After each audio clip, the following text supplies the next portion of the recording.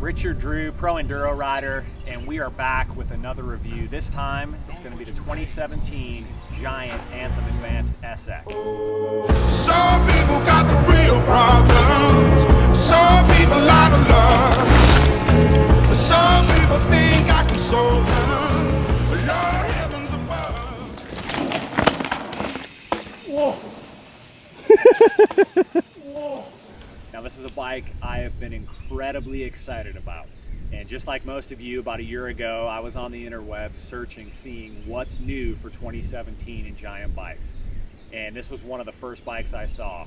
And I went from absolute joy to crushing heartbreak when I read that it wasn't going to be coming to the States.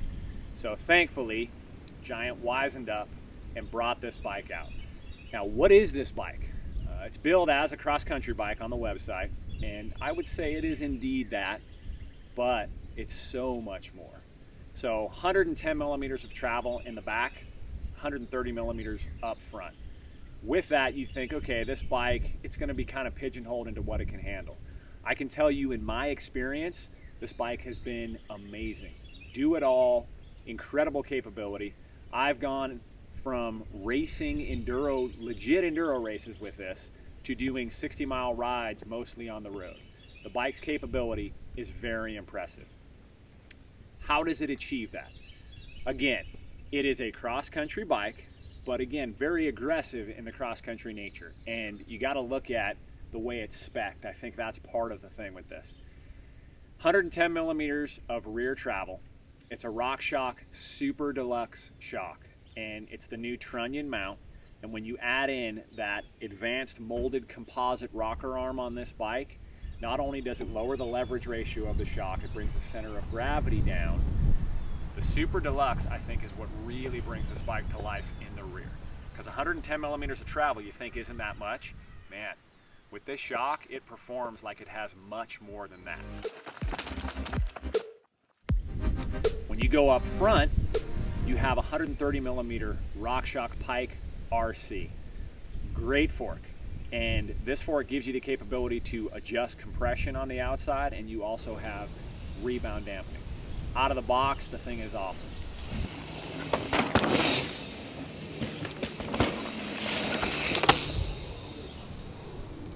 This is equipped with a SRAM X1 1x11, so you have great range, very precise shifting, and it's something that I think has performed really well for me from big races to long rides, you name it.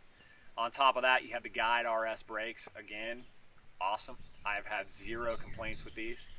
Stock, the bike comes with a 750 millimeter wide Giant Contact SL handlebar, 60 millimeter Contact SL stem. You got the Contact SL seat post, 150 millimeters of travel on that dropper seat post in the size large that I have. Neutral Contact SL seat, which isn't a bad piece.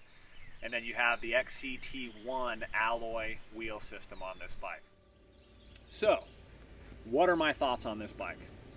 My first thought is awesome. Absolutely awesome. I've had it for 6 months and I love this thing. It just felt good. I don't really know how to explain it. You get on this bike and it just takes off like a rocket and it pedals incredibly well.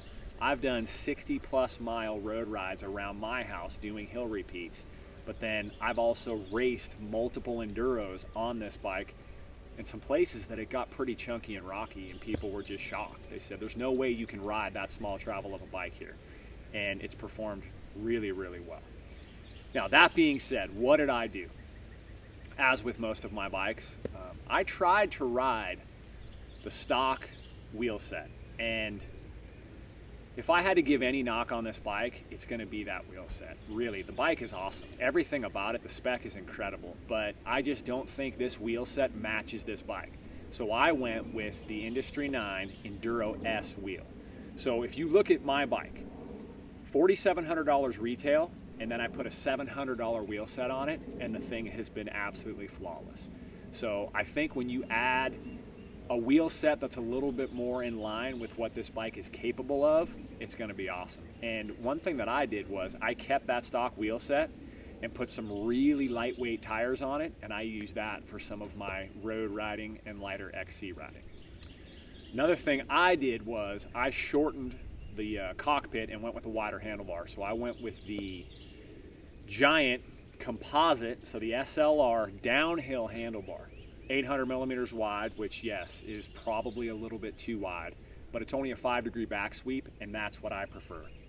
I went with a race face Atlas stem, 50 millimeters. So again, I'm 5'10", I'm on a size large, which is a little bit on the outer limits of what I should be riding, but I shortened it up with that 50 millimeter stem, and man, it feels absolutely awesome. Other than that, that's it. I haven't done anything else to this bike. I have countless hours on the thing in every different type of terrain, and I can say with 100% certainty that this is my favorite bike. Oh. I think we need to start that over.